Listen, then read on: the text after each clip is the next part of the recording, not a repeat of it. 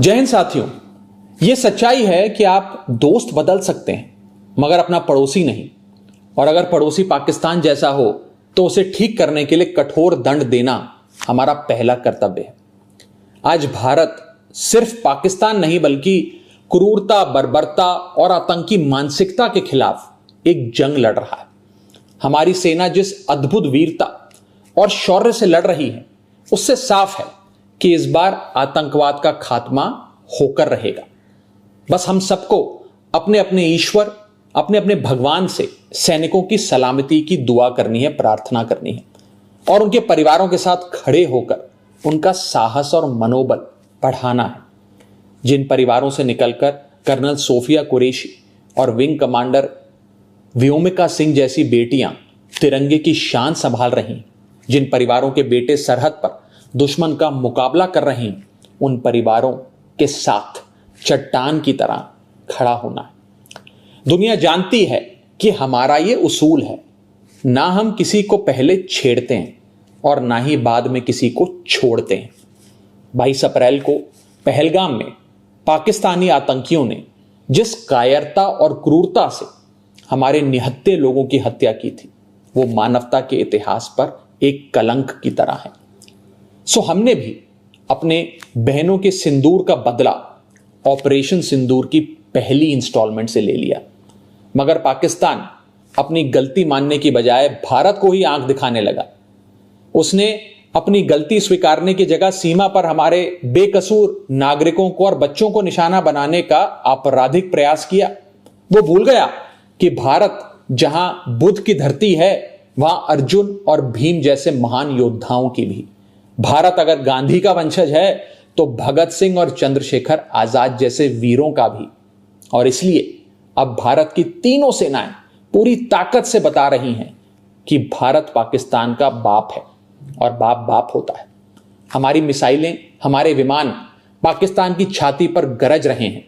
हमारा air defence system Pakistan की मिसाइलों और ड्रोन्स को मच्छर की तरह मसल कर मार रहा है। जिन आतंकवादियों ने रहम की भीख मांग रही माताओं के सामने उनके कलेजे के टुकड़े को छीना था, जिन आतंकवादियों ने पुलवामा से लेकर उरी तक हमारे लोगों पर नापाक नजर डाली थी, जिन आतंकवादियों ने 2008 में मुंबई में हमारे सैकड़ों निहत्थों और बेकसूर लोगों की बलि ली थी, जिन आतंकवादियों ने 2001 में हमारे लोकतंत्र के मंदिर इंडियन पार्लियामेंट पर घिनौना हमला किया था, जिन आतंकवादियों ने 1993 में हमारी आर्थिक राजधानी मुंबई को सीरियल ब्लास्ट से दहला दिया था, हमारी सेना उन आतंकवादियों को और उनकी नफरत की मानसिकता को पूरी ताकत से दफनाने में जुटी है।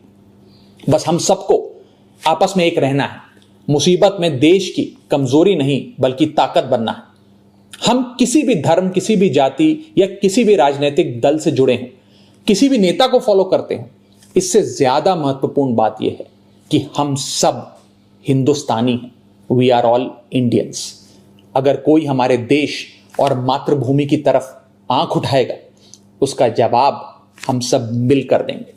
हमारी आर्मी, नेवी और एयरफोर्स पाकिस्तान को फिर से याद दिला रहे हैं कि ऐसे ही 1971 में उसको धूल चटाई थी, ऐसे ही पाकिस्तान के 90,000 से अधिक सैनिकों को घुटनों पर लाकर भारत ने नया बांग्लादेश बनाया था।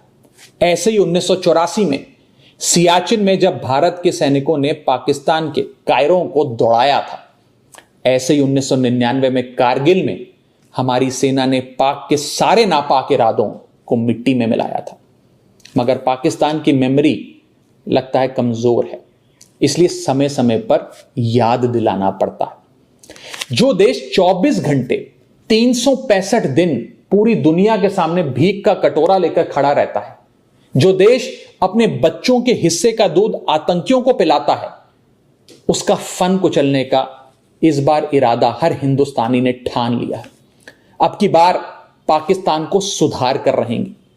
भारत पाकिस्तान को चुनौती और चेतावनी दे रहा है कि सुधर जाओ, वरना अब काशी से लेकर इस्लामाबाद तक बहेगी गंगा, रावलपिंडी में लहराएगा भारत का तिरंगा। जय हिंद।